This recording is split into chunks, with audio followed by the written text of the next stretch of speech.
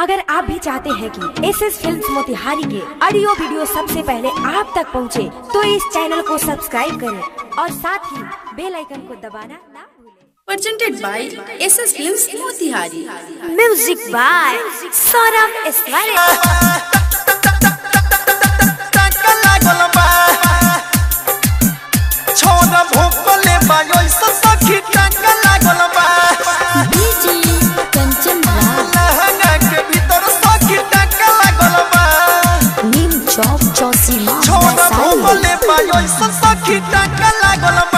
मोतिहारी गईनी नाचे बड़ी घाटा लागल बा, घाटा लागल बा, घाटा लागल बा।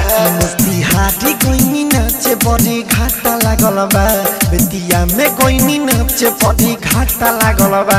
छोरा भोकले बा ऐसन सखी टाका लागल बा, लहंगा के भीतर सखी टाका लागल बा। सटेज टूटल लइका समे धाका लागल बा, सटेज टूटल लइका समे धाका लागल बा। टाका लागल बा रे सखी टाका लागल बा, छोरा भोकले बा ऐसन सखी टाका लागल बा, टाका लागल बा, टाका लागल बा। छोरा भोकले बा ऐसन सखी टाका लागल बा। चौक चौसीमा लहंगा के भीतर सखी टाका लागल बा। Saurabh digital recording studio Motihari. छोरा भोकले बा ऐसन सखी टाका लागल बा। ढाका रक सबुलिया गइल रही बेतिया, गइल रही बेतिया, गइल रही बेतिया। देले उतार मोतिहारी में नथिया, हारी में नथिया। रे चकिया के सरिया गइल रही बेतिया, देले उतार मोतिहारी में नथिया। कबो सुता के कबो उठा के, कबो सुता के कबो उठा के, आगे से पीछे ले साटा लागल बा।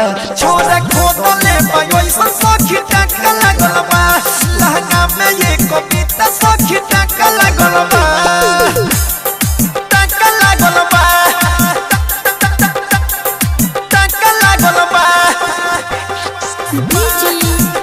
छोरा भोकले बा ऐसन सखी टाका लागल बा। चौक चौसीमा वैशाली। लहंगा के भीतर सखी टाका लागल बा। Saurabh digital recording studio. छोरा भोकले बा ऐसन सखी टाका लागल बा। कमर में दर्द देले अविनाश हो, सखी न तनको होता बारा दास हो, बारा दास हो। कमर में दर्द देले अविनाश हो, सखी न तनको होता बारा दास हो।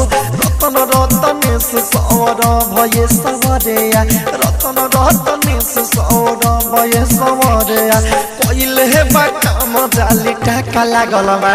छोरा भोकले बा नीचे सखी टाका लागल बा, लहंगा में ये कविता सखी टाका लागल बा। Saurabh digital recording studio Delhi.